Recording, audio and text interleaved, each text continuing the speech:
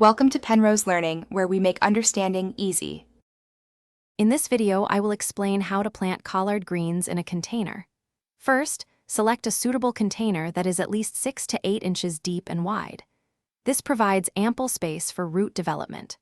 Crucially, make sure your chosen pot has good drainage holes to prevent water from accumulating. Next, fill your container with a high-quality potting mix, ideally one rich in organic matter, to give your collards the best start. Now let's get those collards growing. If you're starting from seed, plant them about 1/2 inch deep and approximately 3 inches apart. If you're using young transplants, space them a bit wider, around 6 to 12 inches apart, to allow for mature growth. After planting, give your collards a good, thorough watering. This helps settle the soil around the seeds or roots, ensuring they establish well in their new home. To ensure your collard greens thrive, proper care is key. They love sunlight, so aim for at least 6 hours of direct sun exposure each day. Keep the soil consistently moist, but be careful not to overwater, as this can lead to root issues.